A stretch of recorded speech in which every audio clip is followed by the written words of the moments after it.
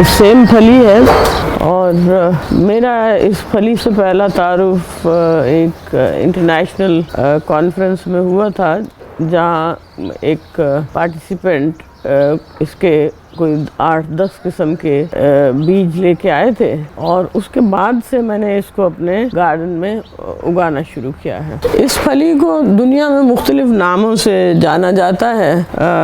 इसको field beans, Indian beans, lablab beans, dolichos beans, hyacinth beans और पता नहीं और बेशुमार नामों से दुनिया के मुख्तलिफ हिस्सों में इसको जाना और पहचाना जाता है। लेकिन पंजाबी, उर्दू और हिंदी में इस फली को सेम फली कहा जाता है। इस फली की न्यूट्रिशनल वैल्यू बहुत ज़्यादा है, लेकिन पता नहीं पंजाब में इस फली की काश्त क्यों नहीं की जाती है। इसको सुना है कि पहले जबकि देहात में बहुत सारे इलाके ज़ेरे काश्त अभी नहीं आए थे, तो उस वक्त ये एक सेल्फ सीडेड अनकल्टिवेटेड प्लांट के तौर पे उगता था और लोग जब इसका सीज़न होता था तो इससे फलियां तोड़ के तो लेके आते थे और उसको पकाते भी थे। फली में कैलोरीज बहुत कम होती हैं और फाइबरस कंटेंट इसके अंदर काफ़ी ज़्यादा होता है।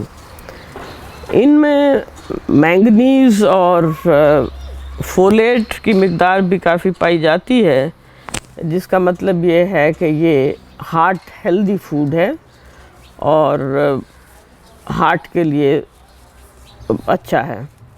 इसी तरह से ये आयरन रिच हैं और उन औरतों के लिए जिनमें आयरन डेफिशिएंसी हो जाती है और जिनको आयरन डेफिशिएंसी को मेकअप करना है, वो भी सेम फली का इस्तेमाल करें तो उनके लिए अच्छा है।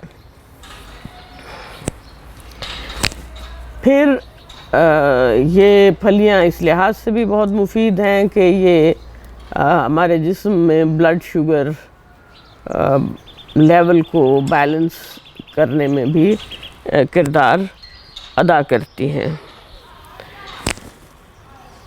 और सेम फली पौधे के सारे हिस्से ही खाए जाते हैं और इनके पत्ते वो बिल्कुल जैसे साग पकाया जाता है, पालक पकाई जाती है या दूसरे सब्ज़ पत्ते पकाए जाते हैं, उसी तरह से इनको पका के खाया जाता है। इनके फूल भी खाए जाते हैं। फूलों को सैलेड में इस्तेमाल किया जाता है, मतलब कि रॉ खाया जाता है और इनको स्टीम करके तो उस तरह से भी इनकी प्रेपरेशन की जाती है। इसकी सब्ज़ फलियां तो बहुत शौक़ से खाई जाती हैं, बहुत शौक़ से इनकी मुख्तलिफ़ प्रेपरेशंस बनाई जाती हैं और जब फली बिल्कुल नरम होती है तो उसको वैसे ही काट के सब्ज़ी की तरह पकाया जाता है और जब ये फलियां पकने की तरफ आ जाती हैं तो इनके दाने निकाल के वो भी पकाए जाते हैं। फलियां जब पक जाती हैं तो इनके बीज निकाल लिए जाते हैं और बीज मेरी नज़र में तो इंतहाई ख़ूबसूरत बीज हैं इसके। और ये इस तरह से जब निकाल लेते हैं आप तो ये इसके दो बड़े इस्तेमाल होते हैं। एक तो ये दाल के तौर पर पकाई जाती हैं और दूसरा ये बीज के तौर पे कि हम अगले पौधे बना सकें, ये ज़ाहिर है कि उसके लिए भी इस्तेमाल होते हैं।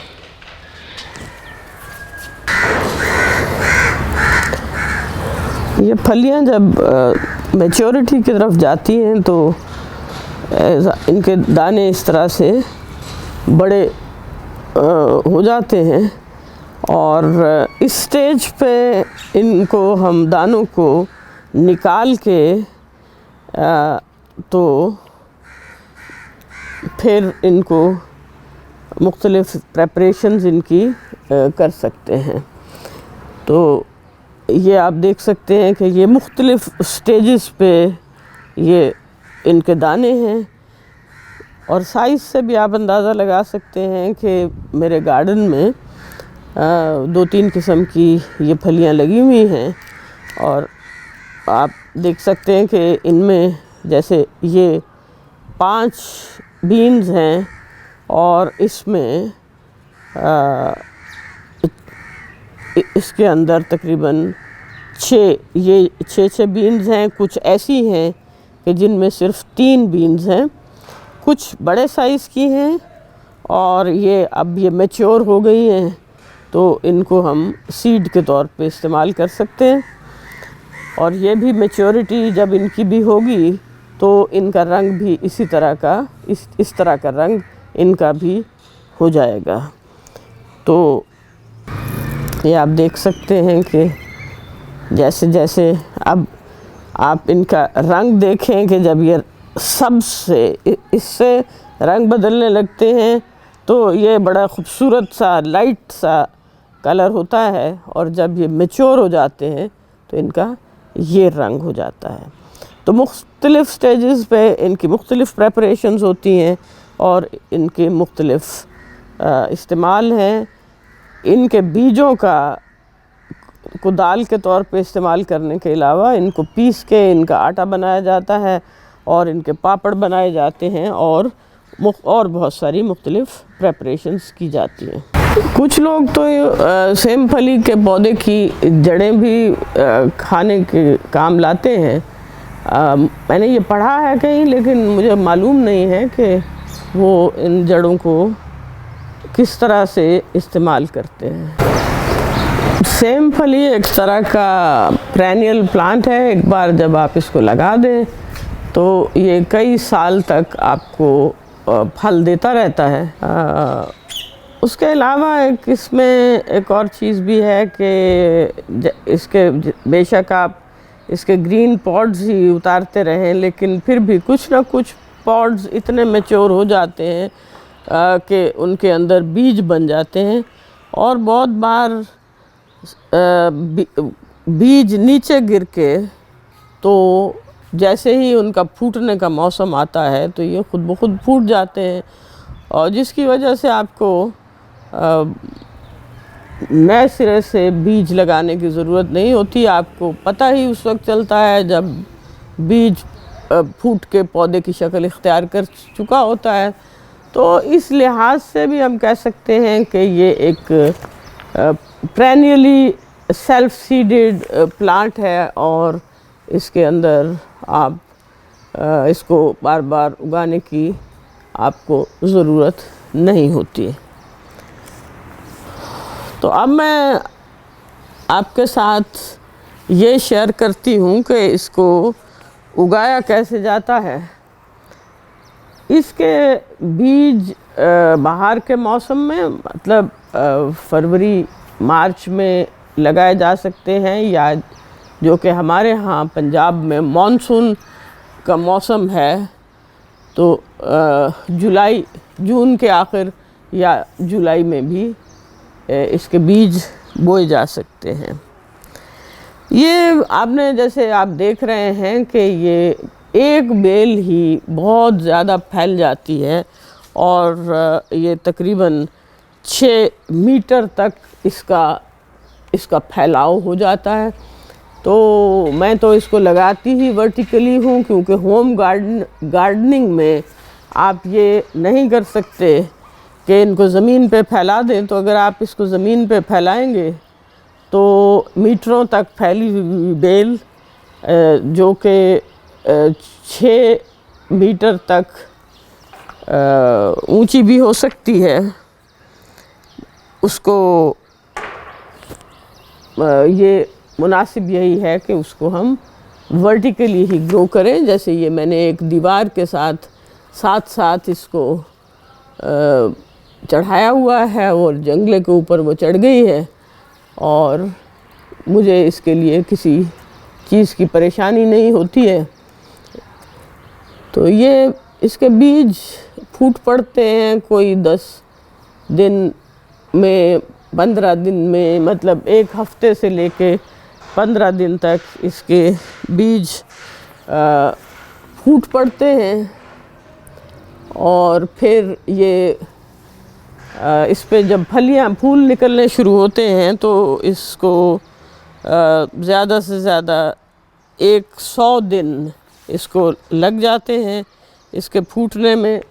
और बाज़ वैरायटीज़ ऐसी हैं कि वो 60 दिन के अंदर भी आपको फल देना शुरू कर सकती हैं। मेरे गार्डन में अक्टूबर के महीने में इन बेलों पे फूल आने शुरू हो गए और साथ ही इन पे फलियां बननी शुरू हो गई। सारा मौसम हमने सर्दी का सारा मौसम यहाँ से बहुत फलियां हार्वेस्ट की हैं, फ्रेश फलियां, और उनके बीज भी।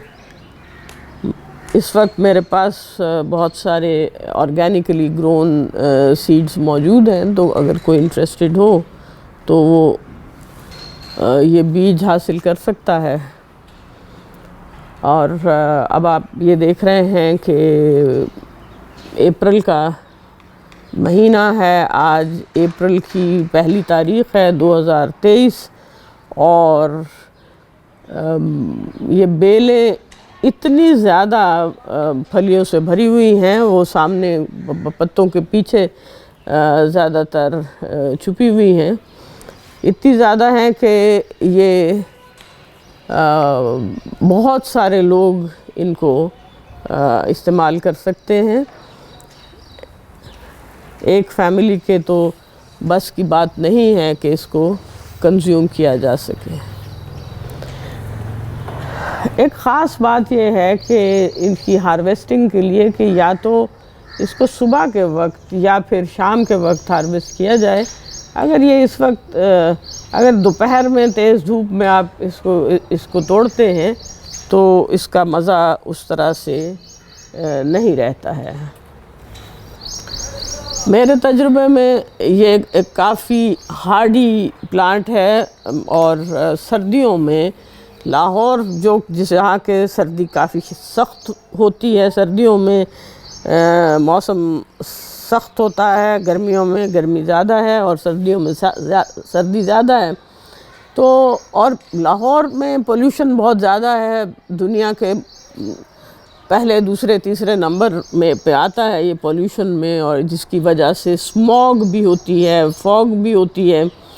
लेकिन इन बेलों ने इस सारे कुछ को बर्दाश्त किया है, और अब आप देख सकते हैं कि इस वक्त बहार में ये किस तरह से अपनी बेस्ट कंडीशन में है और बेस्ट यील्ड दे रही हैं, और इन पे फूल हैं कि वो अभी लगते चले जा रहे हैं। ये चूँकि बहुत ज़्यादा फल देते हैं तो इसलिए ज़रूरी है कि हर महीने हम इसकी जड़ों में, जिस ज़मीन में ये उगे हुए हैं या जिस पॉट में ये उगेंगे, वहाँ हर महीने कंपोस्ट का इजाफ़ा करते रहें।